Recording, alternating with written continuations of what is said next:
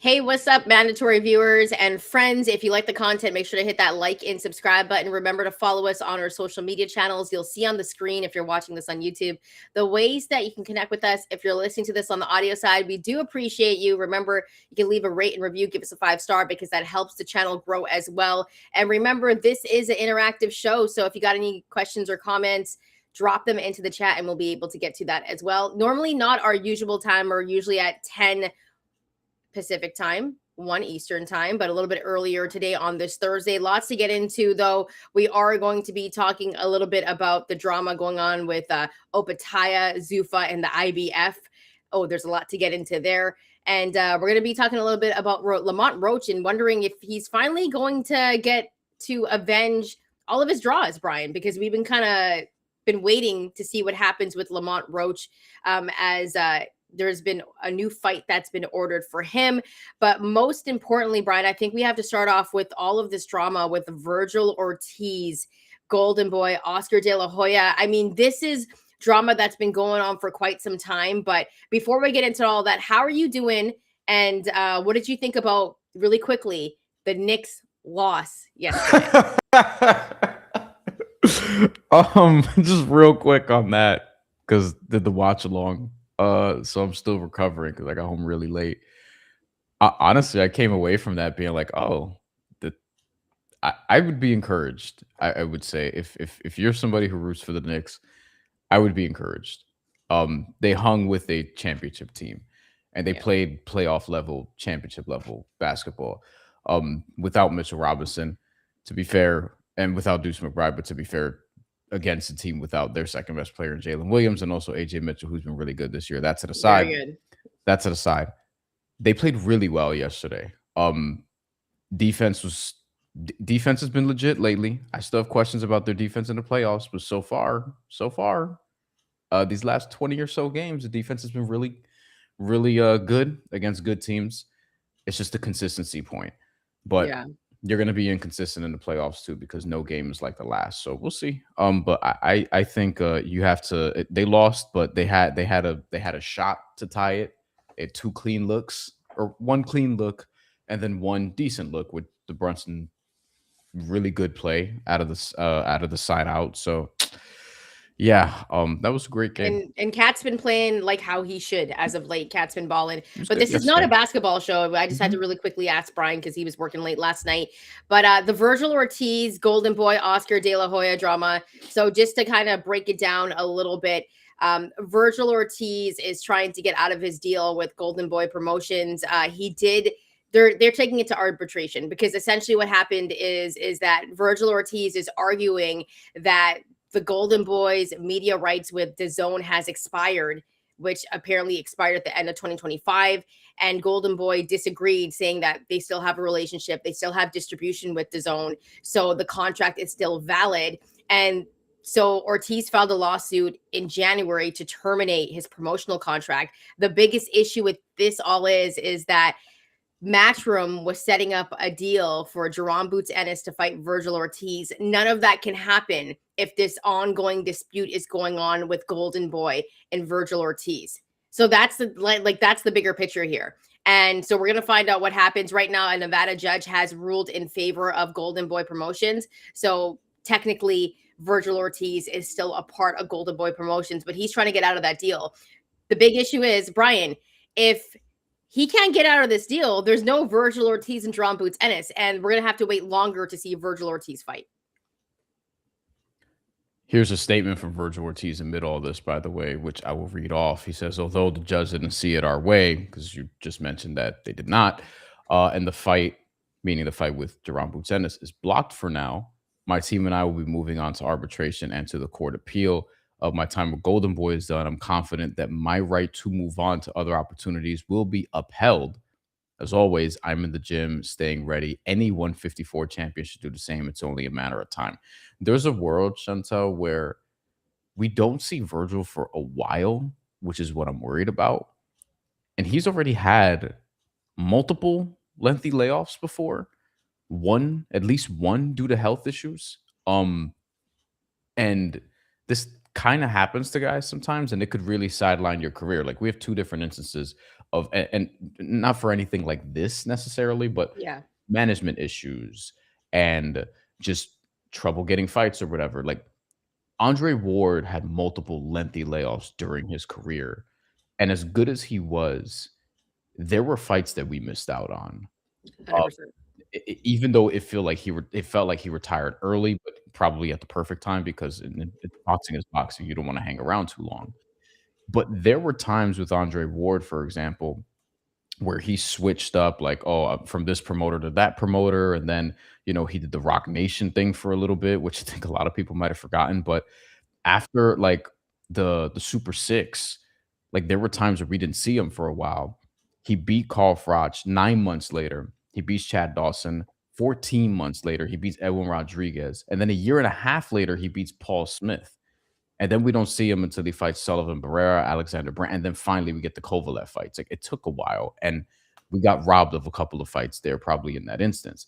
Another example is Demetrius Andrade, who when he was on HBO coming up, like there were a couple times where he had management issues and then he had layoffs, and then we didn't get like the peak version of him.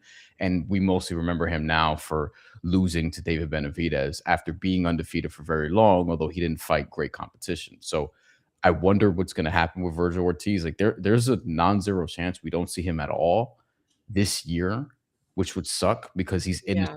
now. And this amid like maybe Xander Zayas fights Josh Kelly. Like they were talking about that.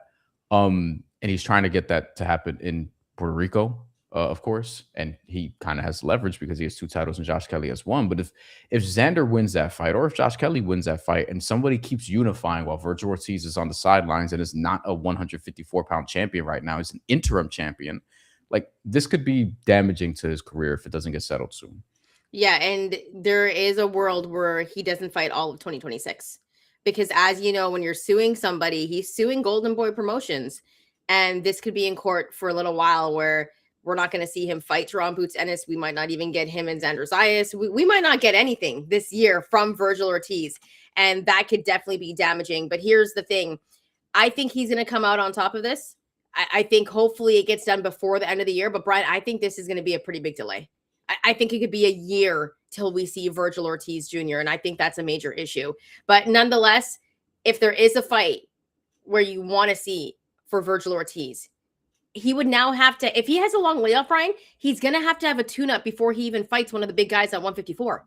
So that's even a longer Right. delay. So we're looking at a year and a half at this point. Probably. I mean, maybe. I don't want to say probably, but maybe. So he's 27. He will actually turn 28 in 20 days. So, happy early birthday, Vergil Ortiz. We haven't seen him since November. So right now it's whatever. It's been 4 months. That's standard. We saw him twice last year, 3 times the year before. But remember, like in talking about the layoffs real quick, just to circle back to this and close the loop on it. So during COVID, and part of this was COVID perhaps, but well, this is actually after COVID or still during, but people were disrespectful at this point. Regardless, he Yeah. fought he fought Mean Machine August 2021. This is still when he was at welterweight. We don't see him again for a year. Yeah. Almost to the day he fights Michael Mickinson. And then he has the health scare, the bad weight cut, and then has to move up to 154. And the next time we see him against Frederick Lawson, it's almost a year and a half later in January 2024. So that's 2 fights basically in 2.5 years.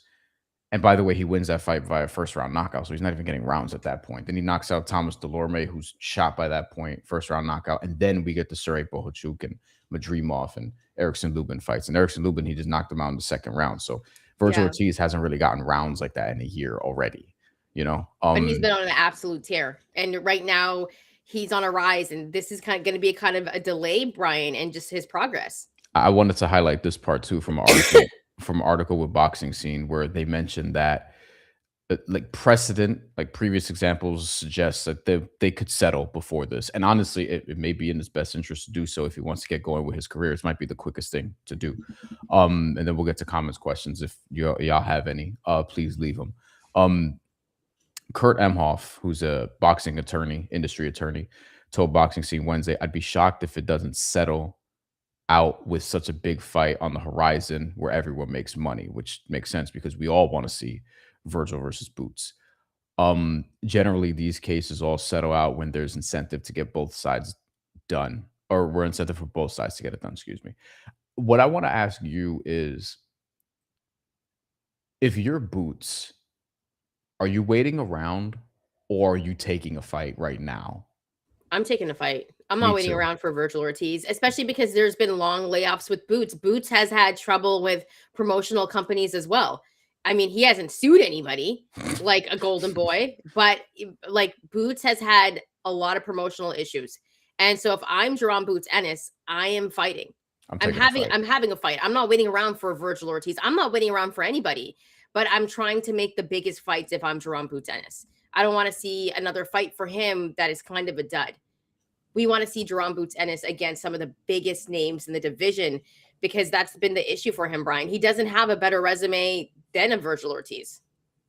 He just doesn't. And his last win was also a first round knockout. So he's somebody else who needs rounds.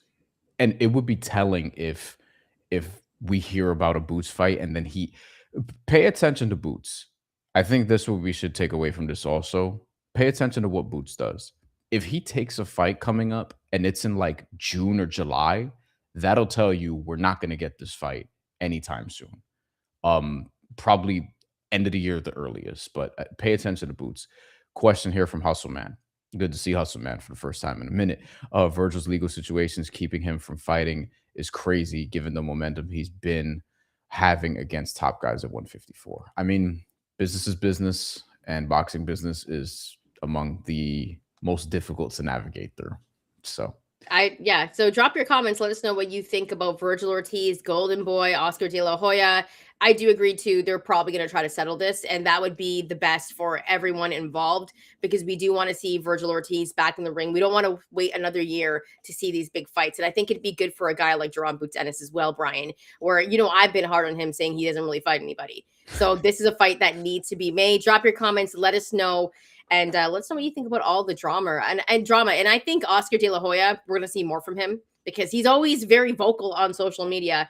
But nonetheless, another guy that's been pretty vocal is Dana White throughout his whole entire career. Because Zuffa Boxing is in kind of a little bit of a tough spot with Opetaia right now, Brian, because this is really, really interesting. Okay, so as you know, Opetaia. Wow, the Bears got DJ Moore? I missed that. Really? I had no idea. That must be really, really. Wait. They're trading them to the Bills. That's what I'm saying. The Bears got DJ. The Bills got DJ Moore. Okay. My bad. Yeah. Because when you said the Bears, I'm like, they had him. Yeah. I dropped him in fantasy last year. All right. Anyway. So for Zuffa, so obviously, Opetaia is scheduled to fight Brandon Glanton on March 8th. So that is this weekend. And the issue is Opetaia is the IBF champion.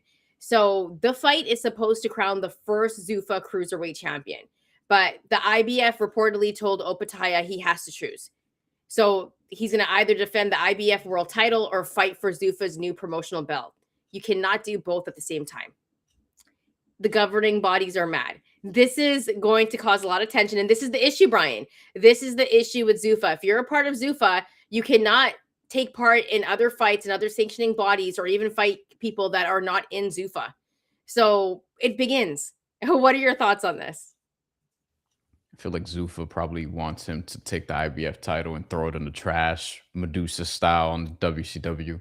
on Nitro. I I feel like they'd be open to him just having the titles and just bringing them over.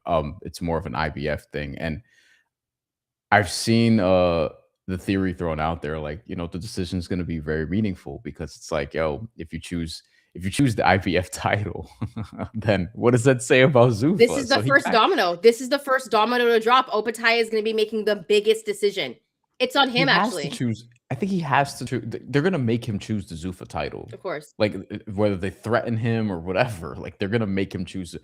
I think he's gonna choose the Zuffa title, and some people will take that and stupidly be like, "Oh, that means we're turning over a new leaf. Like the IBF is dead, whatever, whatever." And it's like, no, contractually, he's probably gonna be obligated in some way in order to uphold his agreement to take on that title as opposed to the IBF one.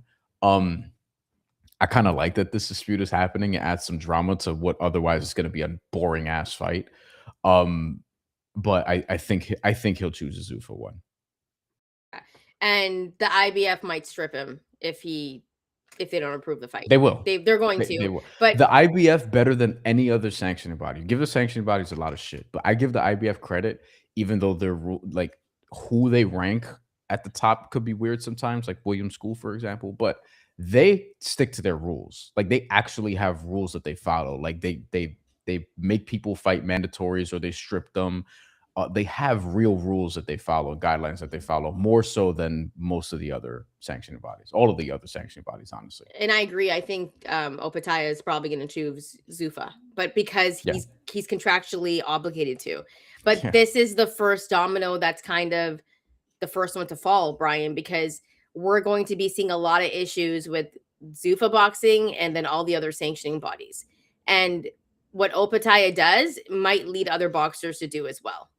And so there is that risk of signing with Zuffa. I don't even think Opetaia needed Zuffa, Brian. I don't think he did. I don't think any of these guys really do. Well, some guys do. Like it's like Zuffa would be good for some boxers that You are mean not. like the prospects? Yeah. Yes, Like Robert Merriweather? Yes. or Somebody like even that. Yeah. even somebody like a Brandon Lee. Zuffa would be good for a Brandon Lee. Yeah. Right. So like I'm talking about those type of boxers as well. But an Opetaia, like he didn't need to go to Zuffa. This was an unnecessary move by him, in my opinion. Yeah. Honestly, he could have just taken a fight and then just fight the winner of David Benavidez and Zurdo Ramirez, which I still haven't formally decided who I think is going to win that fight yet. I haven't either. I think put some respect on Zurdo's cruiserweight resume. He's beaten better guys than Jai Opetaia has.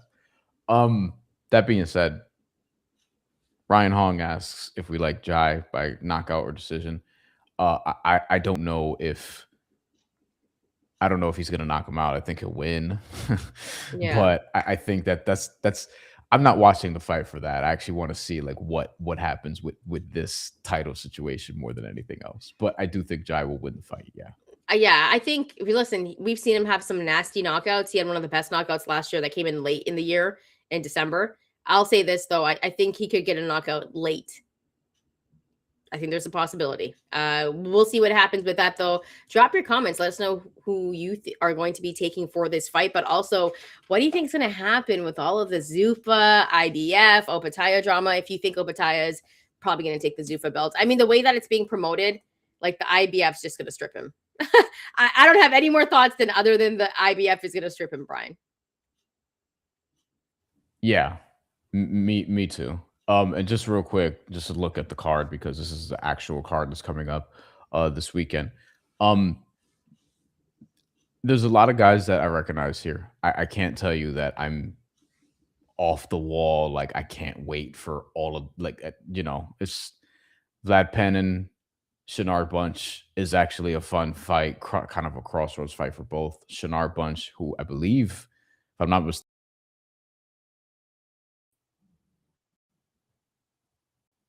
I don't know what happened there. I don't know what happened either, but I'm back. Me neither. Drop. I wasn't sure if it was you or me. But Yo, by the way, really quickly, Eddie Hearn posted a comment on his IG saying that he's having a press conference in London at 2:30, a major announcement pending. So I don't know what that's about.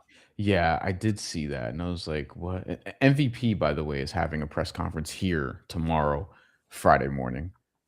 I ain't going to that, but I did. I did, they sent me the credential like 5 different emails. Um, I will. I'm curious to see what they announce, but it seems like it's going to be the Alicia Baumgartner fight, Yeah. where she's fighting a Caroline Dubois leftover from the lightweight division, who's not even in the top three in any governing body in 135, and will seemingly move down to 130 and fight for Alicia Baumgartner's title.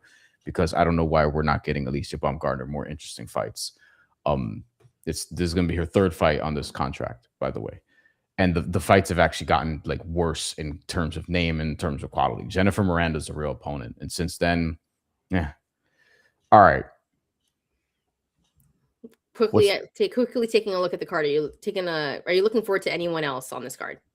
maybe Emiliano Alvarado, maybe Yeah, Brady Ochoa, actually. I think Brady Ochoa will be good. But I mean, listen, the Zuffa cards are only going to get better. So that's the thing. Like this is, Maybe. I feel like, well, here's the You thing. It's keep very taking new. everybody's O. This is why matchmaking is important. Yeah, but you know what? This is going to build storylines, right? Like that's what boxing is really about too.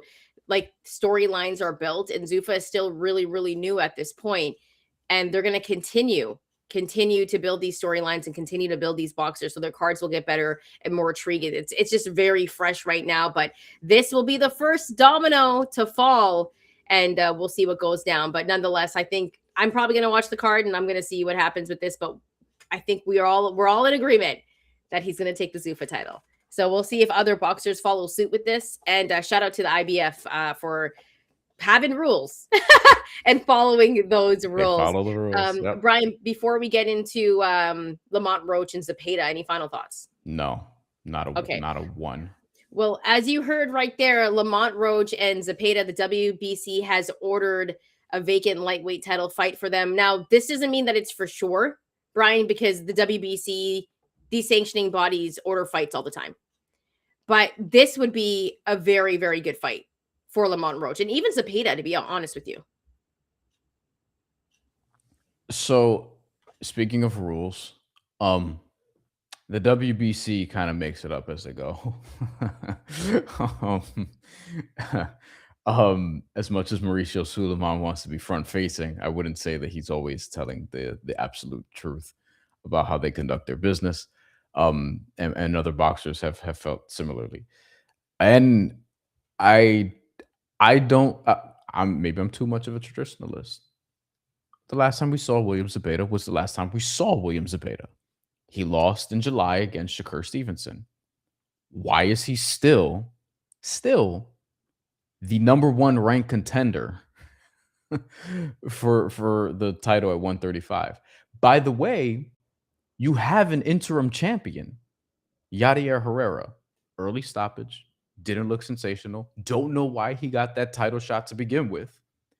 So why are you having two guys fight for a vacant title when you have an interim champion? And why is the guy who just lost still the number one contender? It's subjective in terms of, okay, when you lose a fight, you could move down to 7, you could move down to 5, you could move down to 3. Like you could, it kind of just depends, right? Karen Chukarazan didn't move down enough, evidently, when he lost to Jerome Butsenis the first time.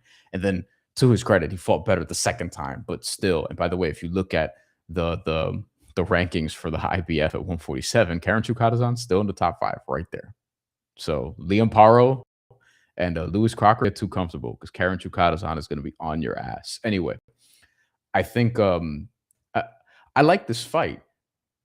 And to be fair, like who am I putting there above William Zepeda? I guess would be the argument because Sam Noakes just lost, Andy Cruz just lost. By the way, the IBF may order Andy Cruz versus Albert Bell in an eliminator, and you may think, wait, Andy Cruz just lost to Raymond Murataya. He was closer in winning that fight than William Zepeda was against Shakur Stevenson. But also, if you look, Floyd Schofield and Lucas Bade are 3 and 5. They might fight for the WBA.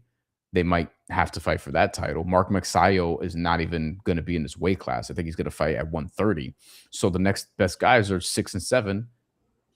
Don't do the meme. Albert Bell and Andy Cruz, because they don't have a 1 or a 2. Speaking of the IBF adhering to their rankings, they often don't even have a number 1 or a number 2 guy, because whenever they do have a number 1, they usually make that person the mandatory right away. So they want people to fight for that spot, and they like having eliminators. The Well, as WBC for is Mark a little more Magsayo, loose with it. didn't he sign with Zuffa? Mark Magsayo signed with Zuffa, if I'm not mistaken. So, I mean, I don't even think we can. We can. I listen. We haven't seen Mark Magsayo like be active as much as he was previously in a very long time. A dude who's like, I don't, star maybe a stretch, but like you have a fan base, like a real fan base. He has cachet. He has cachet like to his a real name. Filipino Asian fan base. You don't need Zuffa.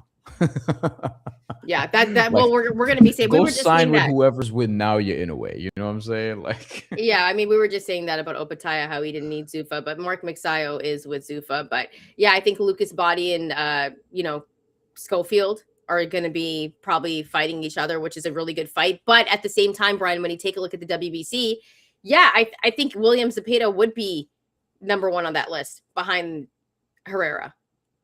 Like, take a look at the list right here, right? Is he the best on that list? No. But, I mean, he did just lose to the Shakur Stevenson. Sure? I like Andy Cruz.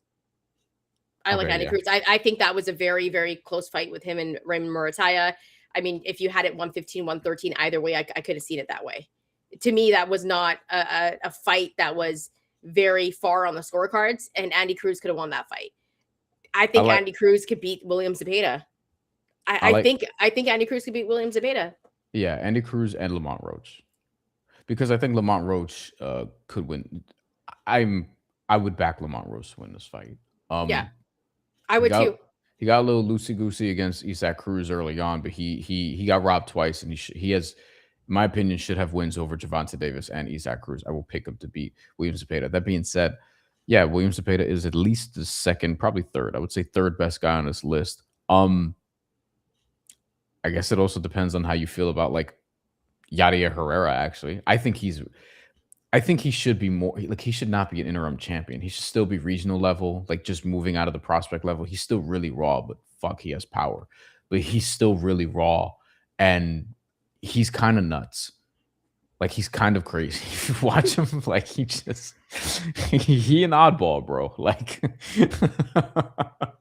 I wouldn't disagree with you. He's really entertaining, Yadier Herrera. Really entertaining. So I hope that the winner gets him. I would love to see Lamont Roach versus Yadier Herrera or William Zepeda. It's going to be chaotic. Well, we're going to see, because Zepeda and Lamont Roach, this is a fight that's probably going to happen. And Lamont Roach has a chance now to avenge all of his draws, because he's been getting screwed over.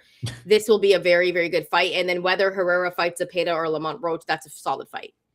So nonetheless, and we got a little comment here. We'll get to some comments. I don't know how to pronounce that. El Tut Goot. El Tut Goot. She said she had Cruz beating Murataya. I think Murataya got it done, but I think it was a close fight. Like, I had it 115, 113. Yeah, I had Murataya just winning in the end. Although I entertained the idea of a draw just because a lot of the rounds were close, but there were a lot of swing rounds. Shit, the punch stats were close too, if you pay attention to it. Now, Paulie Malignaggi will tell you those punch stats are bullshit. I always say punch stats are not they don't tell you everything. But I do think that Andy Cruz, no relation, fought well enough in that fight to remain a contender. Like what we said about Sam Noakes against Abdullah Mason, although he was closer than Sam Noakes to winning that fight. Yeah, I think like Sam Noakes is another one where he's still in this contender world. He should be. Andy Cruz, William Zepeda, so it makes sense. This division has some depth. It has some more depth than some of the divisions ahead of it, or above it, I should say, in weight. It's not like the best, and you lose something when Shakur Stevenson leaves. You lose something when Keyshawn Davis leaves, but you still have a quality, like all around, a bunch of underrated dudes in this division. Yeah, and I'm excited by that. Seeing Gary Russell's name here also, like, I wonder how active he'll be, but I'd love to see where he's at as it relates to one of these champions. But like, we need some of these fights to get made already, because we know Abdullah Mason, Joe Cordina should be a thing that should have been made already. These guys fought months ago. That should be made already. Like, we know that's going to be for the WBO title unless something changes. I'm not gonna lie though. I think this would be a complete banger. Would be Abdullah Mason and William Zepeda. What a great fight! Like that fight would be amazing. I would love to see that fight, Brian. Abdullah Mason's still like 14 years old. I don't want to throw him in there with like all the fucking badasses right He's away. A champion. He's a champion, though. They're going to be careful with him. They're going to be careful with him, but he's a champion. So it's like, you know, the way that he's fighting, and he's faced adversity. He's been dropped before. Abdullah Mason. Multiple times, yeah. And just to run through the list of fights we're expecting from this division: Abdullah Mason, Joe Cordina, WBO. Now William Zepeda, Lamont Roach, WBC. WBA should be because Gervonta Davis is now officially in recess. Kid Austin, Floyd Schofield versus Lucas Body. And then for the IBF, you're expecting an eliminator for Albert Bell and Andy Cruz, and maybe Raymond Murataya takes like a hometown title defense against somebody else in the meantime. Maybe it's actually Alan Chavez or something like that. So every governing body has like a meaningful fight that we expect to be scheduled.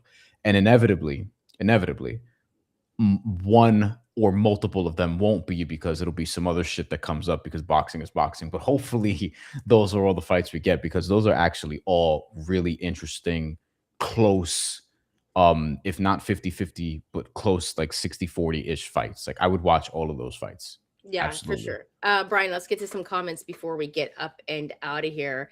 Let's go over to Salome, good friend of the show. You think Vergil got fed up seeing Oscar doing coke rants in his underwear? I don't know, but what's more interesting is the abs that he got, you know? Did you see his hands? What happened to his hands? Did you? No. Like, he posted just him shadow boxing, a clip of him shadow boxing recently. And that dude, I don't know if he's going to fight an exhibition or some shit, but that dude still has hands. Oh, yeah, 100%. Yeah, for sure, dude. Was like, what? Bro, he's quick. He's definitely quick. I would love to see Oscar in the exhibition. Hell, give us Oscar and Mayweather again. Well, Felix Trinidad says something recently where I was like, I don't know. I watched that again because I would watch that again, but I haven't seen. Like, you need to look how quick he is, dude. Is that sped up? Is that sped up? Look at the hand speed, bro. That's crazy. His body looks weird. Like, he kind of like thick. Well, he got surgery. He got fake. Those are fake abs that he got done. Because remember, he got asked about it, and he's like, "They're not fake, but I got them done." Like, it's like, come on, Oscar. But I haven't seen, like, have you seen Felix Trinidad shadowbox or anything like that recently? He throws punches every time you see him, but he be doing it in a polo. Okay. He actually squared up on Xander Zayas. It was like not for real. They're mad cool, but like on an Instagram video, he actually squared up with him. And like, dude, that hand speed is crazy. The form looked great. I don't know if Tito's doing that, but he looks like he's in shape though. Tito does. I'll say that much. Yo, I'm not gonna lie. If they were gonna do an exhibition and we saw them again, I'd 100% want to see that, because I think if you watch the show, you know how I feel like that. I've watched that fight more than 10 times, and it's hard to say that Oscar lost that fight for me. But nonetheless, that's a whole other conversation for another time. Let's get over to some. I gotta be careful because Felix Trinidad follows me on Twitter. I got you. I mean, if you think Felix won, yeah, I'm not gonna be mad at that. But I've watched that fight a lot. His head exploded from drugs and surgery. Okay, Salome's bringing the heat for Oscar. Nonetheless, though, I'm really curious to see what's going to happen with Golden Boy Promotions and Vergil Ortiz, Brian. That was a topic that we just discussed earlier in the show. But yeah, like, it's not a good look for Oscar, because I feel like Oscar has these falling outs with a lot of his boxers. Not ideal when you're calling out Zuffa for their potential and likely business practices while this is going on. So Dana's obviously going to throw that in his face. By the way, did you see Cameron asked Dana White about the Ali Act? No, I did not see that. I'm not going to Cam and Mace for that though, but I mean, that's cool that they asked that. What did Dana say? We have to play it before we leave. I don't know why the screen is just black. Good reporting by Cam though. Let's give him some props though. He's like being a real host and a real reporter asking those type of questions. I don't know why we have this. There we go. Okay, that was weird. All right, let's listen to this. Let me know if you can hear it. But he asked him. Look, I don't know if I'd call this journalism. I'd call this interviewing, but I don't know if I call this journalism. Not the same thing. Sitting there thinking about this. Somebody at the press conference had mentioned something about the Muhammad Ali Act, and you went off on them. I don't know. Well, I didn't go off on him. That guy, there's a difference between, do you want? He's definitely talking about Shantelle, to be clear. And for some reason, this is for Revolt. So this is like the most random Dana White on Revolt talking to Cameron about the Ali Act. Hey, like, man, props to Cam for getting Dana on, though, and asking this question, and asking that question in a way that Cam would. Come on. You know how this goes. Dana White's people probably pitched Revolt. Be like, hey, we want to put Dana White because we want to put him on a black platform. We want to put him on. It's for Zuffa, dude. This is a thing. They're trying to get eyes for Zuffa, so of course that makes sense. Yeah. You want to have a serious conversation about the Muhammad Ali Act, or do you want to fucking showboat here in front of everybody? Right. Because what that guy could have done was, Lene is the head of PR here, could have said, I'd like to sit down and have a serious conversation about the Muhammad Ali Act. No, he gets up on the mic, and those are the typical kind of douchebags that you deal with in the media sometimes. That guy was trying to showboat. But that's what I was going to ask you. Could you? I don't think he was trying to showboat, dude. No. I think he had some real questions, and it's like sometimes you can go to PR and ask for an interview. Doesn't mean you're going to get one. Right. If Sean goes to, or anybody, if I do it, if you do it, and goes to Dana White, and they're like, especially if you're independent, you don't have like the backing of like a major outlet. He's not going to grant you that interview. Like most like he'll talk to people, but he'll want to do it on his terms, obviously. You know what I mean? In places where they can dictate the conversation and be comfortable. And if you know somebody's not going to do that and ask you real questions and not be like your homie, then yeah, this is a little different because I don't know how much Cameron is going to push him. We'll find out. Explain us with I never knew what it was, and wanted to explain to me, and not only me, the audience, what the Muhammad Ali Act is exactly. So if you look at the history, you don't even know what the boxing, act is. First of all, a lot of bad people are always involved in boxing. Mob, you name it. If there was a bad guy within 100 miles, he was involved in boxing somehow, some way. Right. And a lot of these fighters got screwed over, and Senator John McCain was a huge boxing fan. Okay.